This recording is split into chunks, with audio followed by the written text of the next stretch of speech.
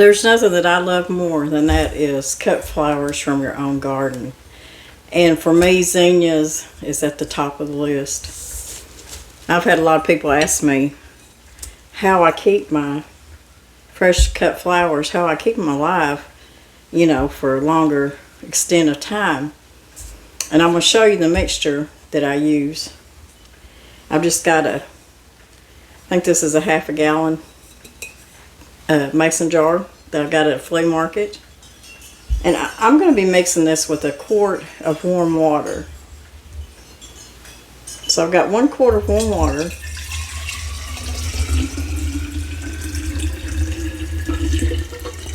Maybe just a little bit more. And I'm going to put 2 tablespoons of white distilled vinegar. Now the vinegar is what's going to help deter too much bacteria, which is what will help kill the flowers. It'll make them wilt and die off a lot sooner. So that's 2 tablespoons of distilled vinegar. I'm going to take, about 3 tablespoons of granulated sugar. The sugar is going to feed your flowers. It works as just a food for them. So it's 3 tablespoons of granulated sugar. And then I'm going to put a teaspoon of baking soda. The baking soda is what's going to kind of neutralize your water if it's acidic. It's got a lot of alkaline in it. So that right there is your mixture. Get something to stir that.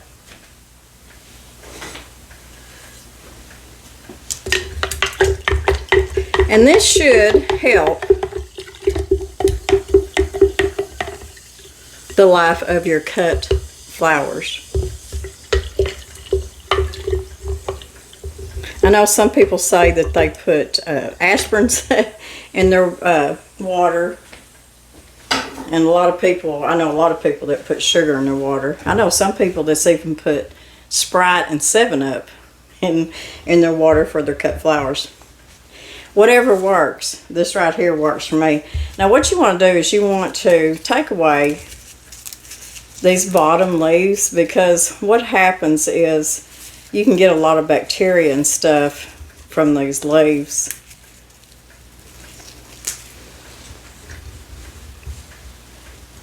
And you just take your cut flowers that you love so much.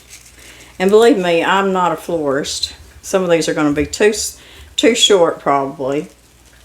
You want to make sure that your bottom of your stems is covered quite a bit with your water.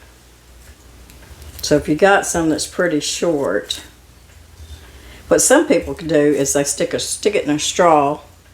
I just cut this one too short. But the thing of it is, the main thing is that you need to have those stems down in your water so far. And I know, I think you can buy certain things from the florist to help the life of your cut flowers. But most of us are into doing our own thing anymore. Mainly because of money. To save money, of course. And you don't have to have your cut flowers perfect. The more rustic it looks, the more I like it anyways. They're just fresh from your garden. And it just makes you feel good. The more that you trim your zinnias back and cut them back, the more that they'll bloom. And bloom right up to pretty much cooler weather. I've got quite a few that are going to seed, and I'm just going to let them continue to do that. And probably, I don't know, in a week or so, or maybe 2 weeks, I'll go out there and I'll cut them all back if they're if they're not looking too good, and start saving my seeds, because there's going to be a bunch of zinnia seeds, that's for sure. And I did get quite a few of my mullein seeds saved back, and each one of them tiny little pods, there's 1,000 teeny tiny little seeds. I don't know how many, you know, really make it, and how many will produce a mullein plant. That I don't know. This one's not going to be long enough to, so I might put it in something smaller. I've got some tiny vases, but I've still got mullein out there that I need to harvest and get the seeds out of, because it's going to make a bunch. I couldn't believe how tiny mullein seeds are. They're just so tiny. And like I said, when I'm doing my cut flowers, I just arrange them like a, I can remember my kids bringing me flowers from the farm, from the fields, wildflowers. I even remember them bringing me what we called chiggerweed. Make you itch. Stinkweed.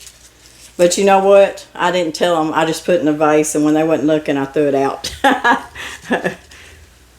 But when them babies bring you something like that, I don't care if it's a frog or what it is. You better say how beautiful it is and accept it and go on, and then deal with it later.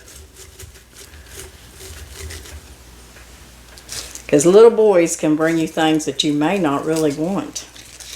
And I've got a little granddaughter that's such a tomboy that she would do the same thing. And she loves her animals and her frogs and her lizards. And now, a lot of times they'll tell you, because I've done cut this, but to cut it at an angle. And when I was cutting them, I pretty much tried to do that to all of them.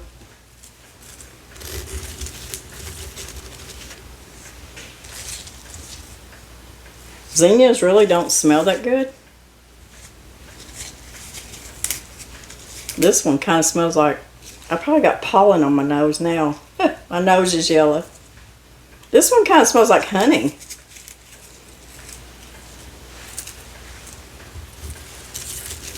But you just keep sticking them in there.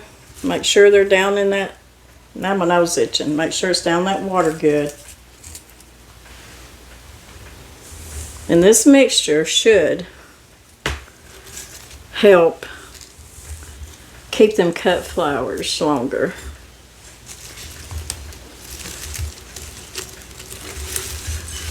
I just love the fact that I'm able to open my windows now and air my house out, because, you know, after you've had your house closed up all summer with the air running most of the time, your house just gets kind of musky smell. And I just love to air my house out. I love to do it in the spring and in the fall.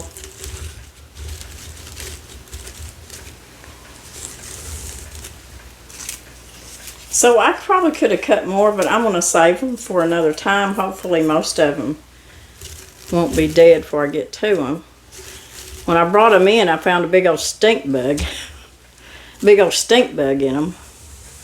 But there is your cut flowers. All the beautiful colors. And these, you need to watch them. You need to put water in here every day, really. And if your water starts getting kind of yucky looking, pour it out. Put you some clean water in there with your sugar and your vinegar and your baking soda. So you can have these cut flowers for quite a while. You just have to baby them. But you know, when you've put in the trouble to planting the seed and keeping them watered and watching them and just taking care of them, even once you cut them, you still want to enjoy them.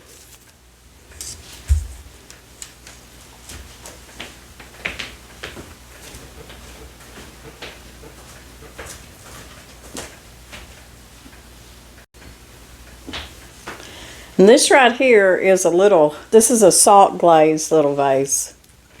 I absolutely love it. It's just a little bitty. Isn't that pretty? I got it at a flea market. And I collect salt glazed crocks and pottery and stuff. So when I seen this, I got it. That one little flower. It's got its home though.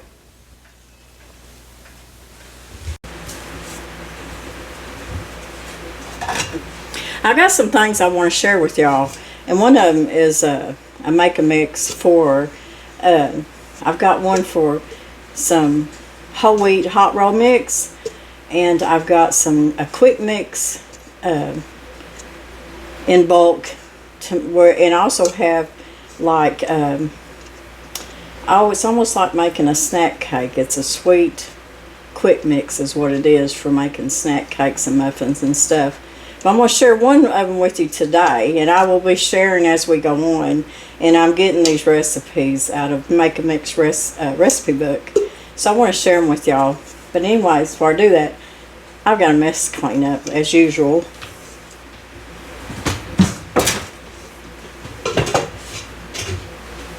You know, you get home from work and it seems like there's never enough hours in the day. And it's just me and Mr. Brown. But I guarantee you, we can make the biggest mess you ever seen. Plus, you know, we live here. And we're in and out. And we've got family. And just stuff happens. And messes happen, that's for sure. So I'm constantly washing dishes. I don't own a dishwasher. I only owned one dishwasher, if I'm thinking right, one time. And we didn't live there very long. So one of my daughters had to show me how to even use it because I had no idea.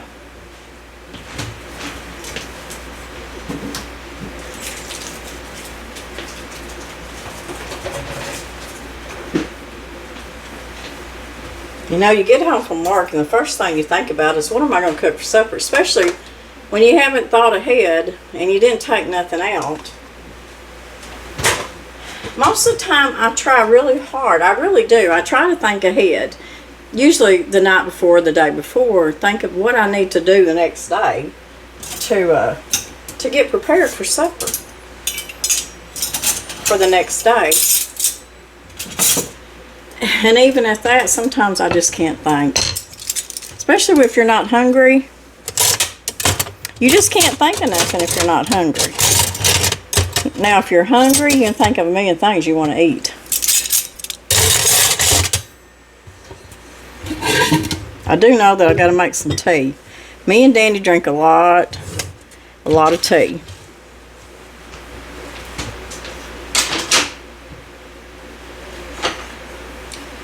I want to show y'all something I done day before yesterday, and it was really silly. But y'all know I've got this bread knife, and I absolutely love it. I love it. It was handmade. Now, when it was sent to me, this had cardboard over this blade so you wouldn't cut your finger. Well, I had it stuck down in my crock with my wooden spoons. I had it just like this, y'all. And I went to stick another spoon in there. When I did, I run this finger right down that blade. And let me tell you something. It looks better now. But it cut it now. That thing's sharp. I told Mr. Brown, I said, that's just one of the silliest things I've ever done. So, you always need to cover them blades up really good.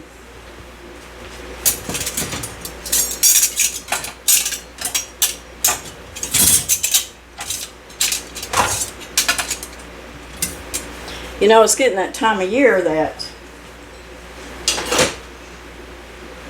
there's not as much garden going on, really.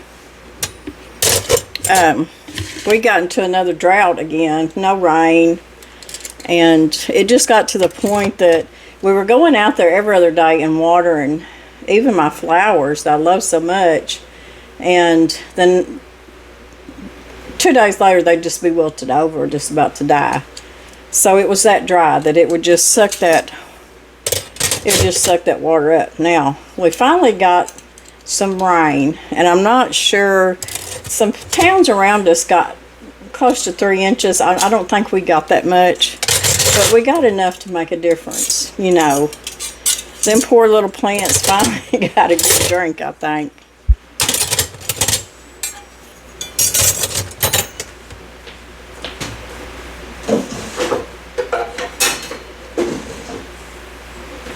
Some of y'all have been asking me about my sourdough starter.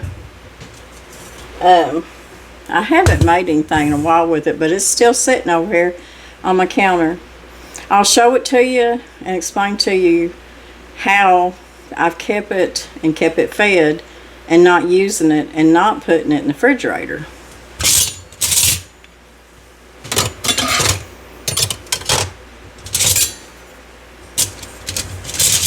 I've got it right now. I've got it in a quart jar. And when I started it, I used, I had milled up some whole wheat berries. And that's what I started my starter with. And from that point, after that, I just keep feeding it bread flour and a little water. Sometimes I don't even give it any liquid. It just don't need it. I don't like it too loose. But I keep an eye on it to see what it needs and what it don't need. I'm sorry about the noise, y'all. But it's looking good. No problems. I just haven't had time to use it here lately.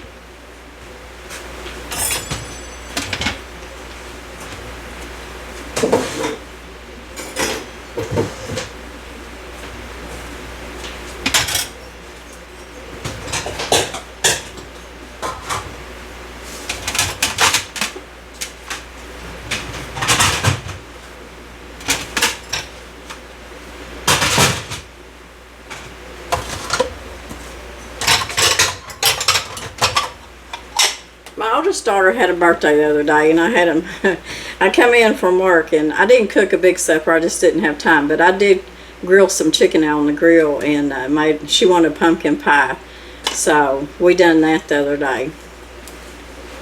My kids are getting older, which means Mama's getting older.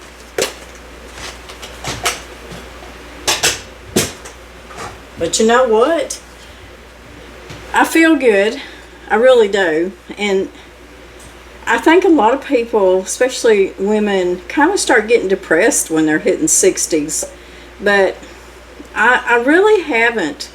I'm really enjoying. I'm really just grabbing it and just making the best of it, because, you know, me and Danny was talking a while back, and he said, you know, if you think about it, he said, me and you may only have a good maybe 20 more years on this earth, unless the good Lord comes back.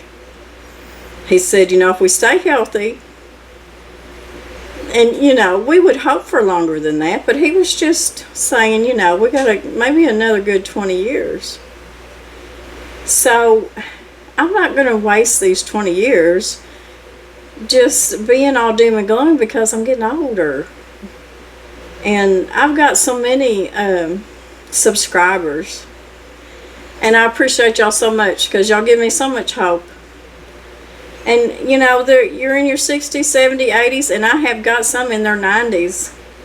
They're like, Miss Lori, you just, you know, you make my day, and you influence me, and, you know, just on and on. And do you know how that makes me feel? I mean, these women are women that I would look up to, you know, because they've lived this life. They're wise beyond their years, and, you know, they've been through so much. And even my 60 years on this earth, I have been through a lot, and I've seen a lot, and I've been down there, and I've been in the middle, and I've been on top too. So it's just like you have your lows, And you have your so-sos, and then you have your highs where you're just, everything's just wonderful. And that's just part of life.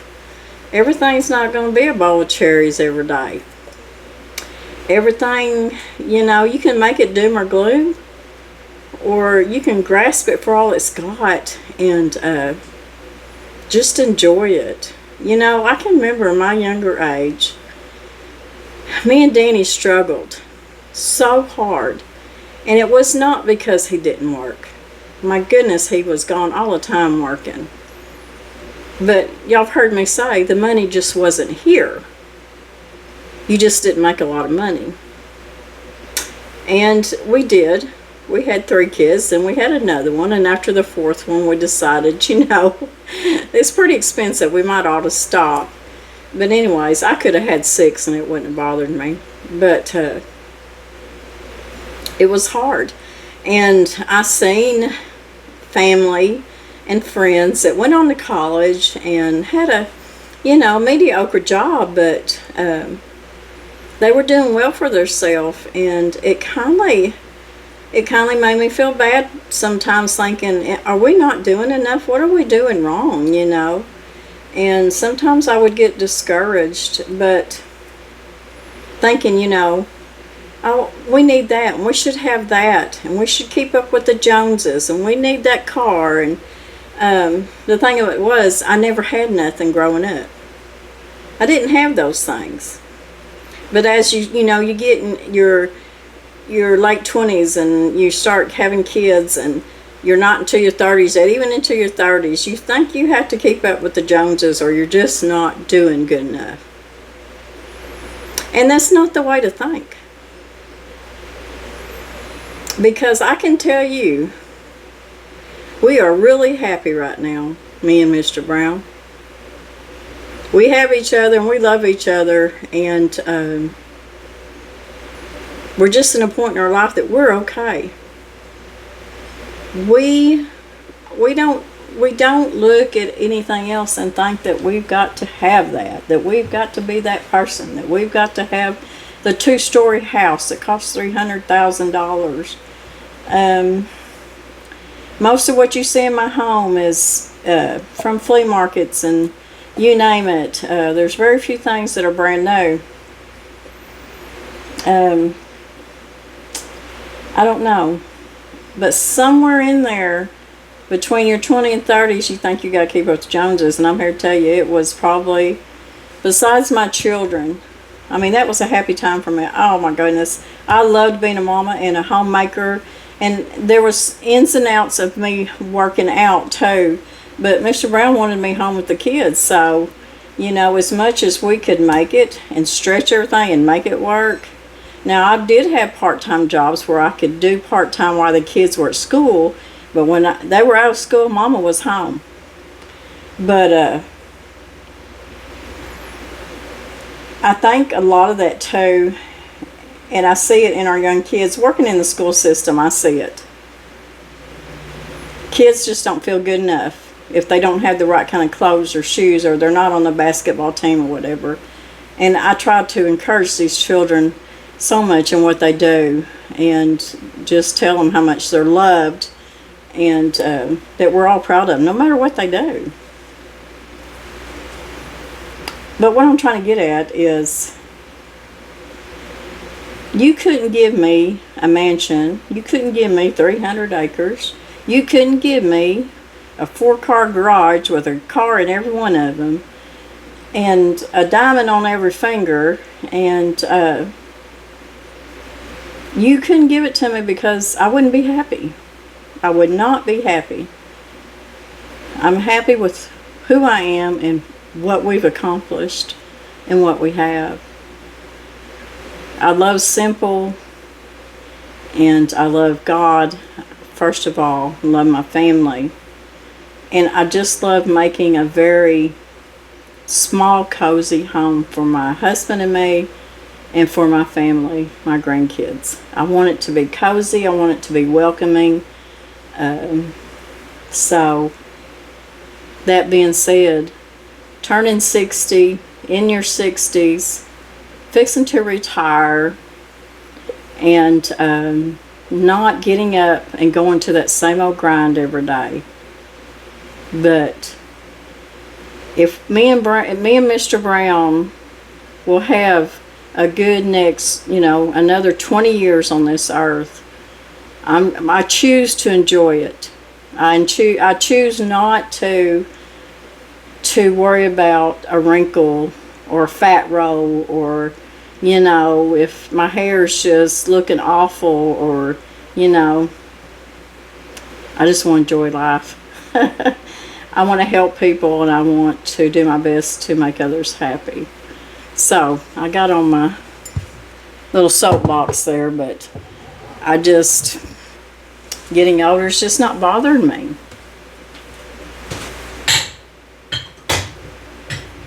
There is things that I want to do, if the good Lord lets me, and if I can afford it. I'm going to do some traveling.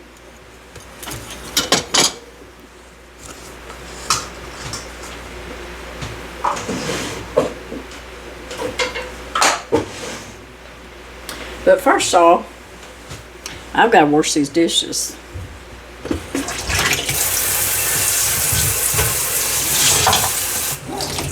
I left them in here this morning before I went to work, and I should have washed them.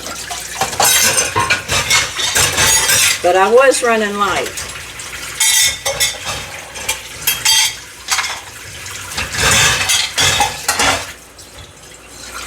I hope y'all had a good week, though. I know some of y'all have messaged me and told me that you're struggling with different illnesses, and we pray for y'all every day. But if it's God's will that your health be restored and no more pain. This is October, is Breast Cancer Awareness Month. And of course, every month we think about our family and friends, and even people we don't know. We think about them when they have struggled, or they have passed away, or if they're still dealing with cancer. We think about them all the time.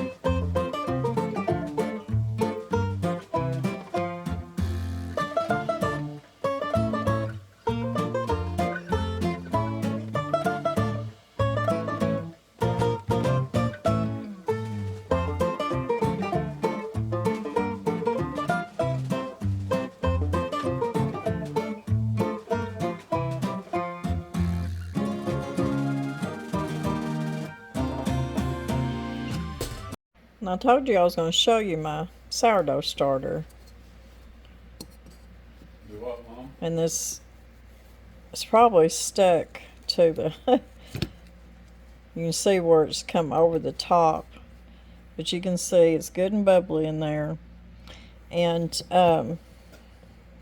what I've been doing is, since I've not been using it fast enough, instead of putting it in the refrigerator and having to bring it back out and feed it and go through all that again, I'm just discarding some every other day, because I have the intentions of using it, and I get in from work and I don't have time.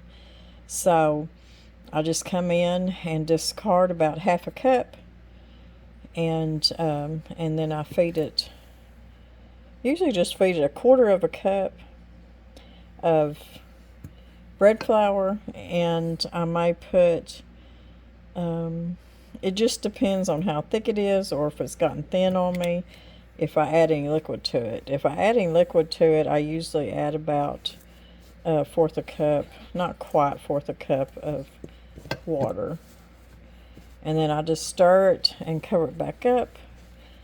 And if I come in and have time to make maybe some pancakes or some bread or just anything, then I'll use it. If not, I've been discarding some of it and then feeding it. So that's how my sourdough starter is doing. I'm fixing to cook some supper, so I thought I'd just bring y'all right along with me.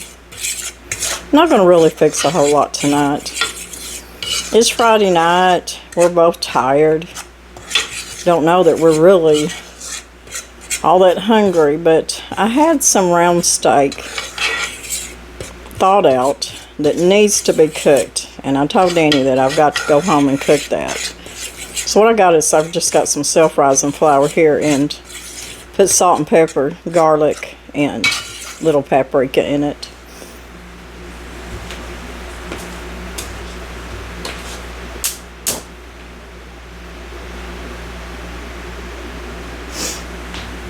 Turn my stove on.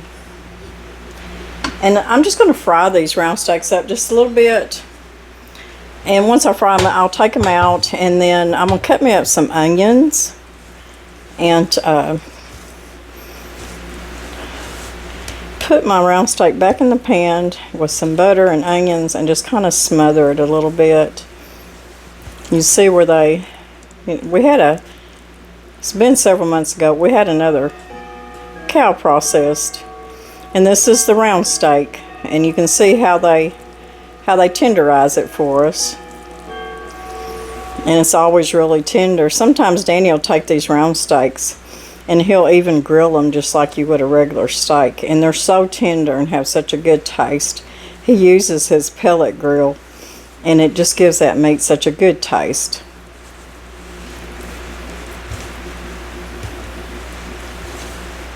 I'll probably just open up some vegetables, some kind of green vegetable or something. I'm not sure yet. Now I browned all of my round steak.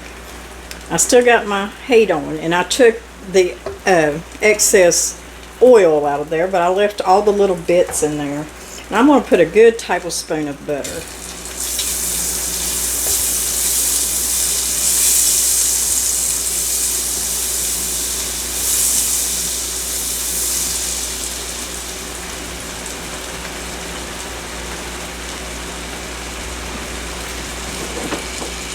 And I cut me up pretty good size onion. It's a large onion. And I'm just going to put it in the bottom of this pan. I'm going to let it saute just a little bit before I put my meat back in here. Then I'll show you how I finish it off and let it just kind of smother in the onion gravy. We love doing meat this way. Deer meat, deer steak. You can do chicken this way. It's really good.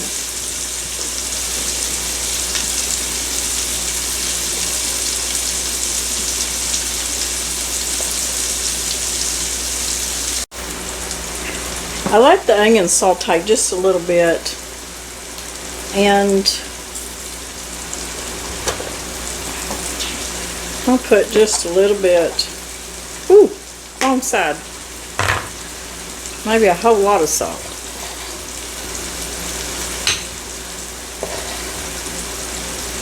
Take that out of there. Put you just a little bit of salt on the onions, not a lot. Now, I am going to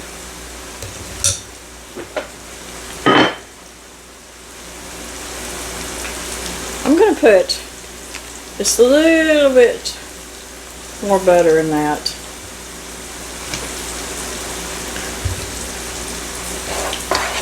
That's not the first time I've wrong side of the salt shaker. I'm going to have to give that up. Okay. I'm going to go ahead and I'm going to put about a half a cup of water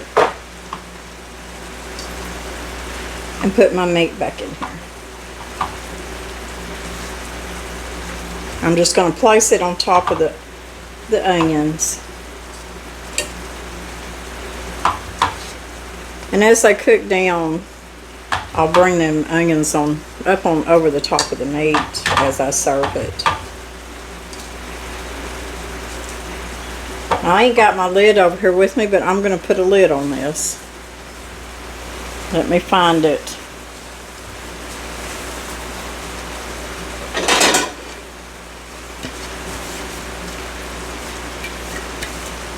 Got butter on it. But I'm going to put a lid on it. I'm going to turn the heat down just to simmer. And I'm going to let it simmer probably a good 15 minutes. My meat's done. Now I want to show y'all this onion gravy that it's made.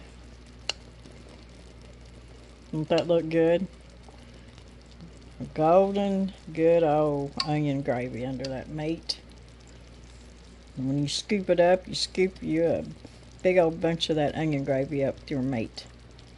It's going to be delicious.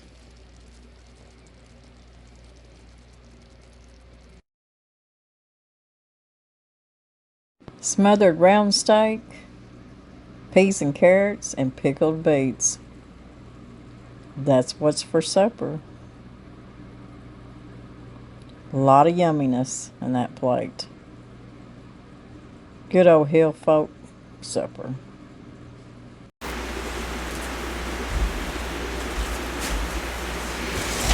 Now I want to tell you a little bit about this hot roll mix that we're going to make up.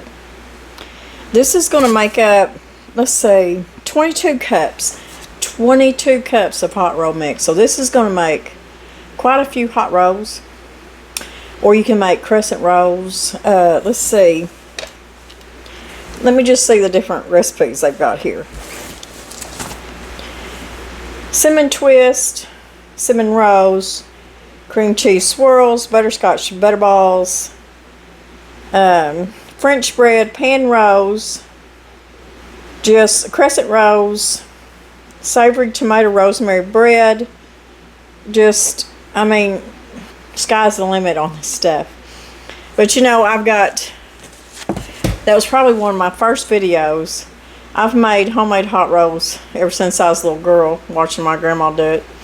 And that was one of my first videos, was making, there's no telling how many hot rolls I've made over the years, working in a lunchroom cafeteria, because we made thousands of homemade hot rolls. We made them twice a week for everybody. And at that time, high school got 2 hot rolls, elementary got 1, and the teachers got 2 hot rolls. So you can imagine how many we'd end up making. So I've got a video making those, and then I've got a video making my grandma's buttery hot rolls, and there may be 1 or 2 more, I can't remember. But I've been making hot rolls forever. And but there's just a lot of people. I mean, we can't just always run in the house and make hot rolls. We're busy people. I wish we could all just slow down and smell the roses a little bit more than we do.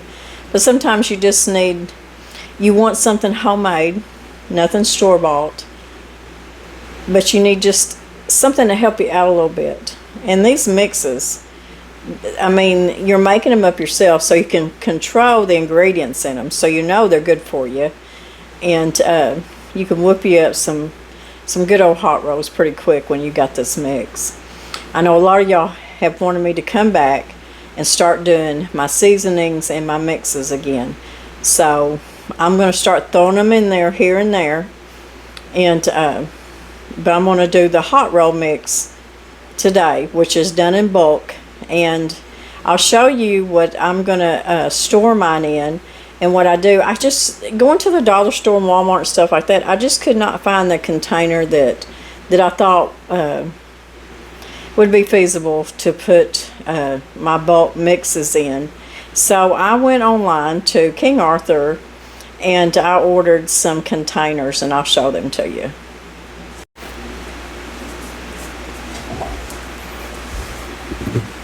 Okay, this is the container that I bought from King Arthur online. You just need one big enough to hold about 22 cups. And I can't remember what size this even is. But I'm sure Amazon, or maybe you got a store close enough that you could get, or just any kind of a bucket container that's going to have a good lid on it, that you cleaned out and is sterilized and clean. And this right here has a good lid to it too. I'm sure that y'all can find some. I just couldn't find anything that I was satisfied with. I guess because I've worked in the school cafeteria so long, and I like the stuff that they use, and this reminds me of some of them containers. So anyways, I know I could get it all mixed in here. So what I'm going to do is it's 20 cups of all-purpose flour, 5-pound bag, whichever one you want to do. 5-pound bag equals 20 cups of all-purpose flour. But I'm going to be using bread flour, but you can use all-purpose in this mix. I had 2 of these that were given to me, 10 pounds of the, this is Wheat Montana Natural White Premium Bread Flour.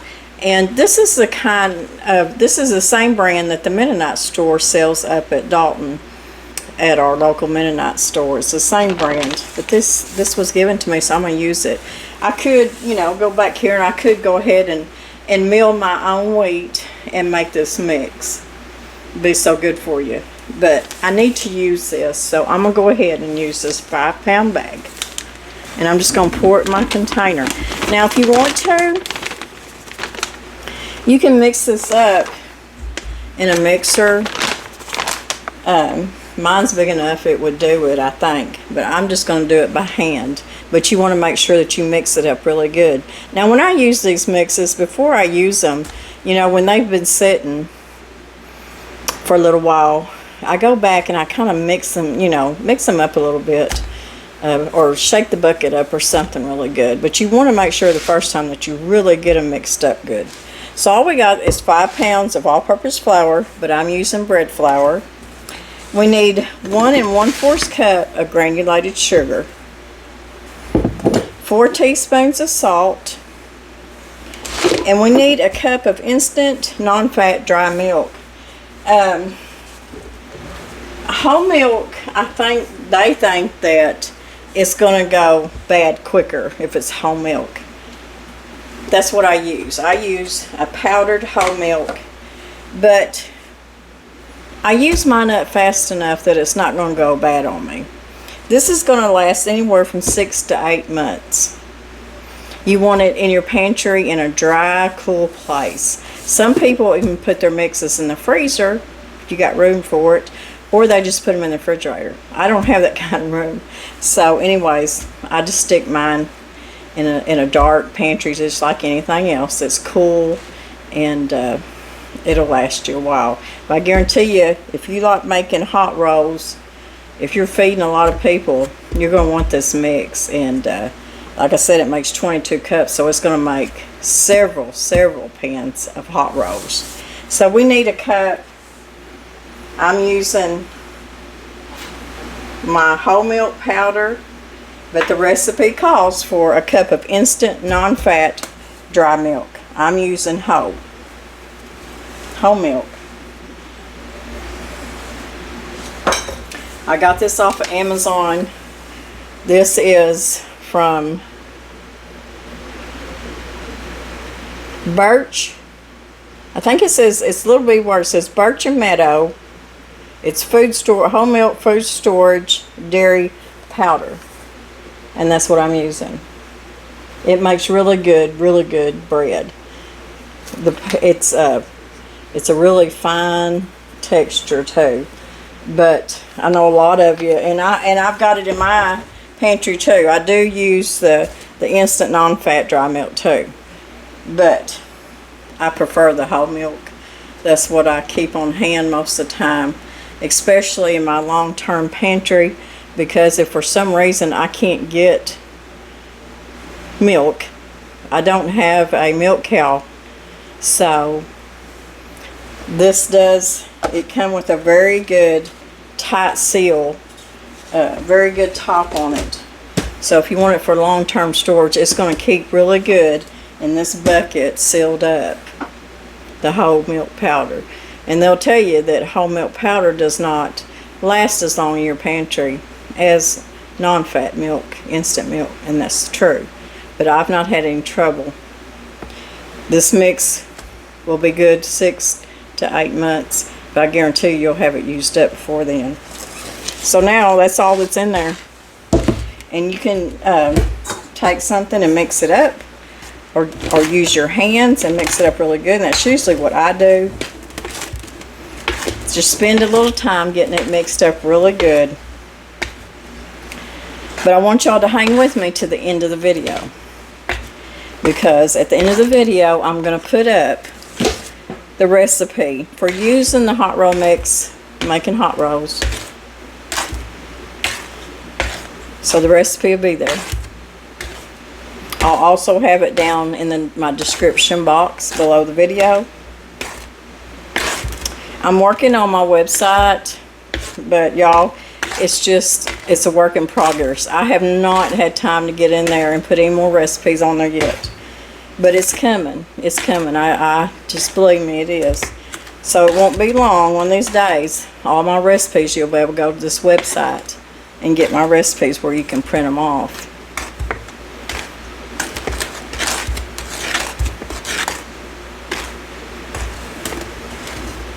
This is so handy to have. And I'm going to have some more coming up too that I'm going to share with you. It's a muffin, it's a bulk muffin mix. We can also do a whole wheat hot roll mix, an all-purpose cake mix, just all kinds of stuff. Pancake and waffle, cookie mix, and I want to do the snack cake bulk mix and different ones, because they're going to be so handy to have. And I'm going to do some more seasoning mixes too, because a lot of y'all have been asking for those. And a lot of y'all have been asking for my cooking for two. I need to get some more of them done too. So I'm going to keep mixing this and really working that all together. Okay, here is my bulk hot roll mix. And you can see there's still plenty of room in there for more. You just about probably double it and fit it in here. But anyways, this is going to come in really handy.